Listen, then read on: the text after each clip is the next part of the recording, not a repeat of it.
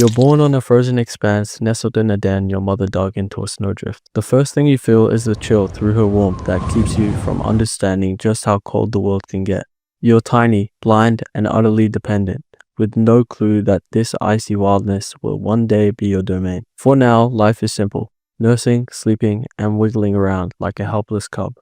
Your mother is your whole world, and her rumbling breeds are your lullaby. But make no mistake, she's a powerhouse, a survivor, and you will need every ounce of her intensity if you're going to make it out here. In those early weeks, the world outside the den might as well not exist. Your universe is a cocoon of snow, quiet and safe. But safety is temporary. One day, your mother nudges you awake and leads you into a blinding expanse of the Arctic. The air bites your nose, the snow crunches underfoot, and the horizon stretches on forever. You're wobbling, wide-eyed and awkward. She doesn't slow down for you.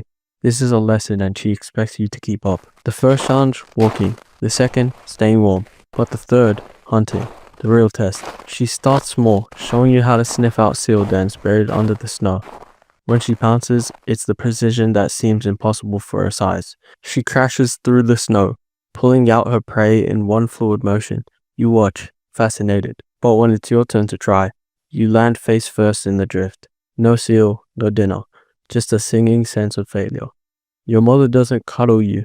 Instead, she eats and moves on. You'll get it eventually, or you won't. That's the way things are out here. By the time you're a few months old, you've mastered walking and starting to understand the basics of survival. Following her paw prints, you learn where to find seals and wait silently for hours at breathing holes. Your first successful catch feels like a revelation. You're clumsy and the seal almost gets away, but it doesn't. The taste of fresh meat is unlike anything you've ever had. Your mother grunts approvingly, a rare acknowledgement that you're getting the hang of things.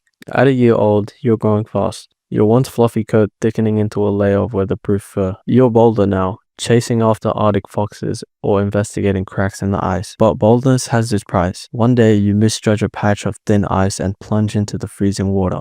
It's a shock, and panic grips you as you scramble to climb out. Your mother watches from a distance. Her expression is unreadable. She knows what you don't know yet. Survival isn't about avoiding mistakes. It's about learning to recover from them. 2 years in, your bond with your mother is fading. She begins to wander further from you, sometimes disappearing for days. You're left to fend for yourself, sniffing out seals and scavenging what you can. The independence is thrilling at first, but reality soon sets in. Hunting solo is harder than it looks, and competition is fierce. One encounter with an older male polar bear leaves you limping and humbled. You're learning the unspoken rules of the Arctic. There's always someone bigger, stronger, or hungrier. By 3 years old, you're fully on your own. You've stacked out a section of ice that seems promising, rich with seal activity. The problem?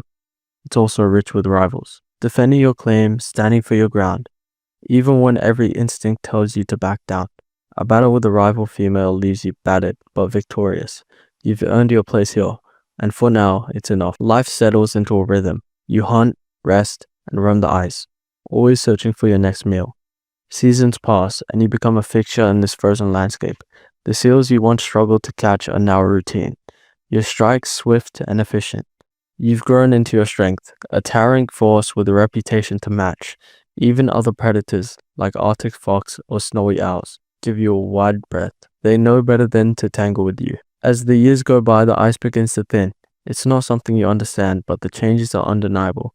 Hunting becomes harder. The distance between seals' breathing holes longer. You adapt as best as you can, moving further and further in search of prey. By the time you're 8 or 9, you've lived through more winters than most. Your movements are slower now, each step deliberate. The battles you once rushed into are now carefully considered or avoided altogether. One day, while roaming a patch of melting ice, you come across a younger bear. It's hungry, inexperienced, and clearly eyeing the seals in your vicinity. For a moment, you think about chasing it off, but something holds you back. Instead, you watch it as it fumbles its way through the hunt. It reminds you of yourself all those years ago, wobbling and unsure but full of potential. You let it stay, knowing that the ice will eventually carry you in opposite directions. When the end comes, it's not dramatic. You find a quiet stretch of ice, lie down, and close your eyes. The Arctic carries on, indifferent yet eternal. Somewhere, a new cub is being born in a den, blind and hungry, ready to take its first steps into the world. As harsh as it is beautiful, the cycle continues as it always has. You didn't leave a mark on the ice, but you didn't need to. You lived as only a polar bear can, unyielding, resilient, and utterly at home in the cold. And that was enough. But now, you're just left out to die.